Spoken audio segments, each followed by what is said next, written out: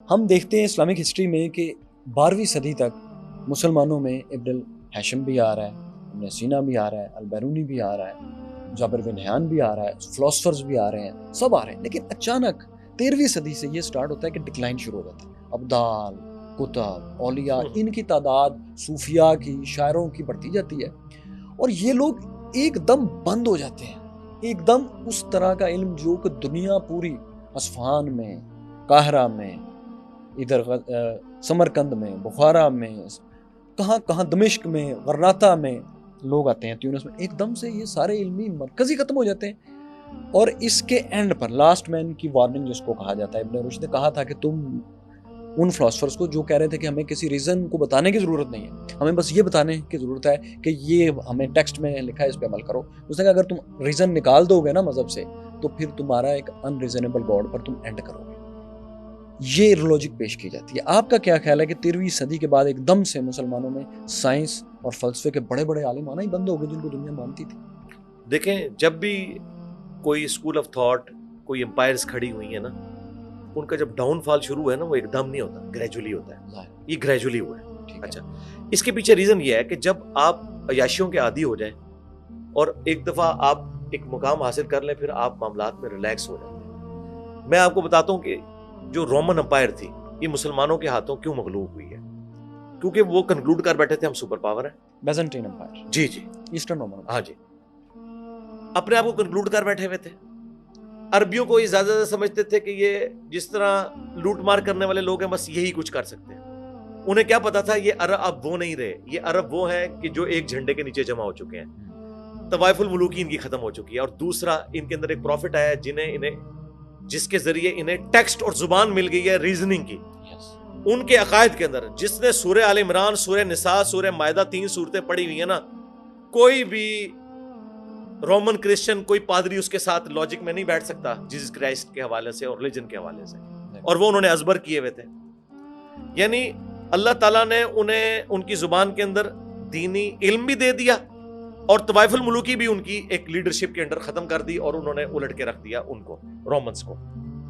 اچھا، دوسری طرف رومنز کنکلوڈ کر بیٹھے تھے کہ ہمارا تو مقابلہ کوئی نہیں کر سکتا، اسی لیے ان کی آرمی بھی اسی طرح کی جو آسائشیں ان کی عادی ہو چکی بھی تھی.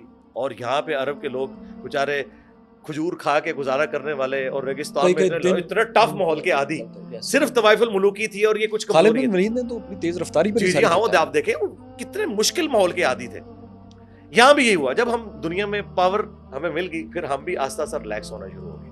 کرتے کرتے کرتے ایسے ریلیکس ہوئے، اور وہ جو ڈارک ایجز کے اندر یورپ تھے، وہ تو یہاں تعلیم حاصل کرنے آتے تھے نا، ہماری گولڈن ایجز. جی پھر یہ تو ہوئے ریلیکس. پھر ہمارے اوپر اللہ کی طرف سے بھی تو عذاب کا کوڑا تاتاریوں کی شکل میں برسا نا، صلیبی جنگیں اور یہ ساری چیزیں ہوئی.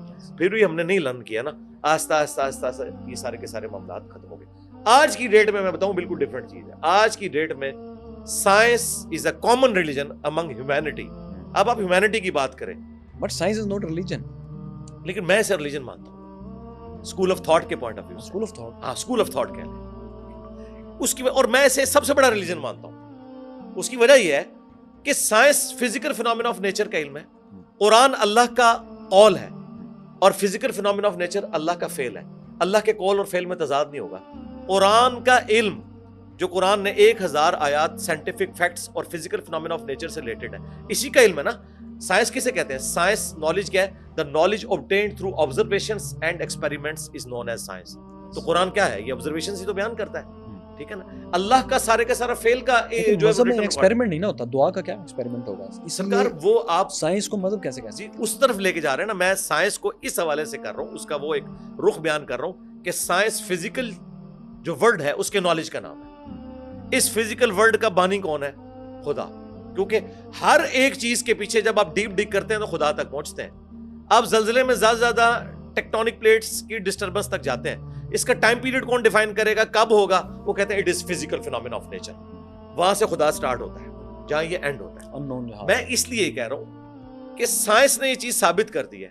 سائنس سے پہلے کبھی ہم نہیں سمجھ سکتے تھے. ڈی این اے اسٹرکچر کی برکات نے یہ ثابت کر دیا ہے کہ ایک مائنڈ ہے جس نے یہ سارے کے سارے معاملات کیے ہیں. انٹروپی اگر نہ ہو، آپ خدا کو کیسے سمجھ سکتے ہیں آج کے اس ماڈرن میں؟ انٹروپی یہ ہے سیکنڈ لا آف تھرموڈائنامکس ہے کہ انٹروپی یعنی ڈس آرڈر یا تو کانسٹنٹ رہتا ہے یا بڑھتا ہے، ڈس آرڈر کبھی کم نہیں ہوتا. اس کو آپ مثال سے سمجھیں، اگر میں ایک شیشے کے گلاس کے اندر نیچے ایک تہ لگاؤں بلو بالز کی، اس کے اوپر یلو، پھر گرین، پھر ریڈ، اس کے بعد میں اسے یوں ہلانا شروع کر دوں، قیامت تک ہلاتا رہوں، یہ دوبارہ آرڈر نہیں آئے گا. اس کو کہتے ہیں انٹروپی، کہ یہ بڑھتی جائے گی.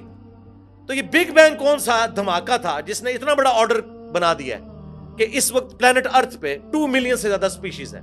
ایک اسپیشی کے اوپر آپ پوری زندگی گزار دیں، اس کی ہیبٹس کو، اور بلکہ آج تک سائنس جب بھی کروکوڈائل کو، ایلیفینٹ کو ڈسکس کرتی ہے نا، تو وہ کوالٹیز کا ذکر کرتی ہے، اس میں اس لیے ہے، تبھی یہ ہوتا ہے، اگر یہ نہ ہوتا تو یہ ہو جاتا. آج تک کبھی ڈرا بیک نہیں بیان کیا.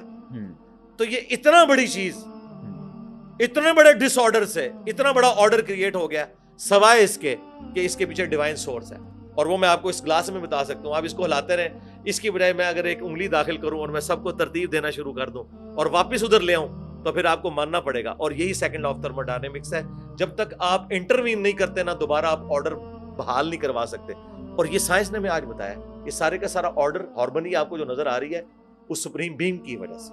اس لیے میں کہہ رہا ہوں کہ سائنس ایک کامن ریلیجن ہے اس حوالے سے کہ جو بندہ قرآن کو نہیں بھی مانتا، سائنٹیفک فیکٹ کا تو انکار نہیں نا وہ کر سکتا. تو آج میں اگر خدا کا تعارف کسی ایتھیسٹ کو پیش کروں تو کامن بک قرآن تو نہیں ہوگی، سائنس ہوگی. اگر میں ایک ہندو کو ٹرو سینس آف گاڈ بتاؤں گا تو کامن بک ان کی بھگوت گیتا نہیں ہوگی بلکہ سائنس ہوگی.